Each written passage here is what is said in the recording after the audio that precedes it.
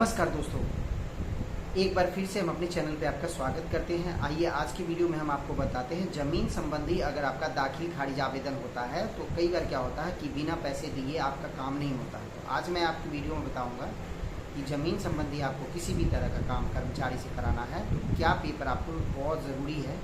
अगर ये पेपर आपका कम्प्लीट रहेगा तो फिर आपको दाखिल खारिज में नाजायज़ पैसे देने की ज़रूरत नहीं होगी। देखिए, ज़मीन दो तरीके से आपके पास हासिल होती है। एक तो आपके पास हासिल होती है जो आपके पूर्वज में भी कोई ज़मीन है आपके पूर्वजों के पास, तो उस ज़मीन को आप वंशावली के आधार पर और आपसी सहमति बंटवारा एक होता है, उसके आधार पर वो ज़मीन आपके कब्जे में हो सकता है और उसको आप अपने नाम पे दाखिल खारिज करवा सकते हैं। इसको हम कहते हैं वंशावली दाखिल खारिज।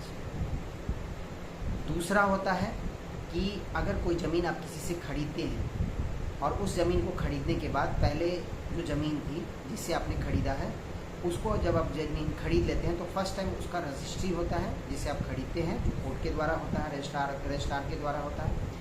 और उसके बाद उसको दाखिल खारिज कराया जब आप लेंगे तब ज़मीन का रसीद आपके नाम से कटने लगेगा, ज़मीन का खतियान आपके नाम से शो हो जाएगा, जो डिजिटली शो होगा। इसके लिए आपको दाखिल खारिज कराना होगा।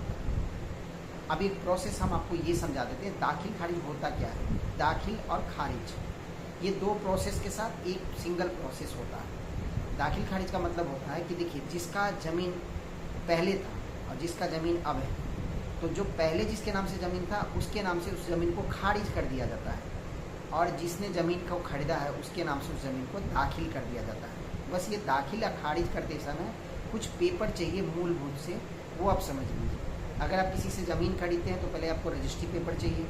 दूसरा, जो ज़मीन आपने जिससे खरीदी है क्या उसके नाम से जमाबंदी है, जमाबंदी उसके नाम से क्लियर है, तब आप उसके नाम से खरीद रहे हैं। जमाबंदी उसके पिताजी के नाम से है तो उसके नाम पे वंशावली होना चाहिए, उसके नाम से बंटवारा नामा होना चाहिए जी ये ज़मीन उनके हिस्से की है और इसमें उनके जो भी मतलब जो भी उनके पार्टिसिपेट हैं, मतलब उनके फैमिली में जो भी दूसरे, जैसे किसी की ज़मीन आपने पिताजी के नाम से खरीदी और बेटे से आपने खरीदी।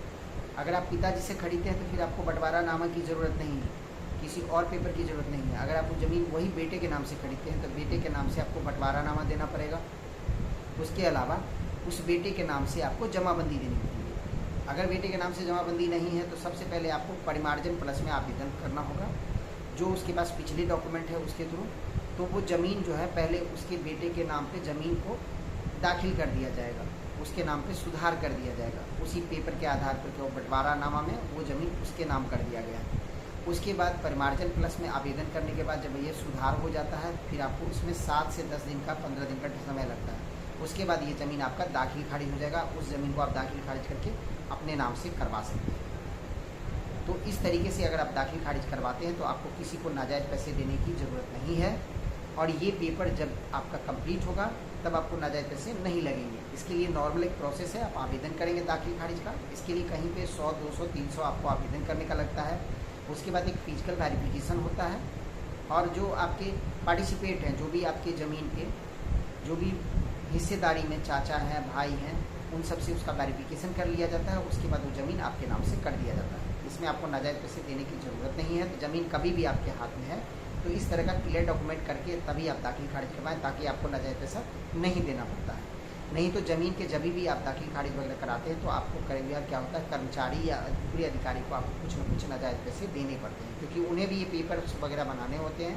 इसी के वजह से वो आपको कहते हैं कि आपको पैसा देना पड़ेगा। तो आप अपने पेपर को सिक्योर करें और जो मैंने आपको बताया है परिमार्जन प्लस से, जिससे पहले आपने ज़मीन खरीदी है पहले उसके नाम पे जमाबंदी करवाएं, उसके बाद आप उसके नाम से डायरेक्ट अपने नाम से दाखिल खारिज करा सकते हैं।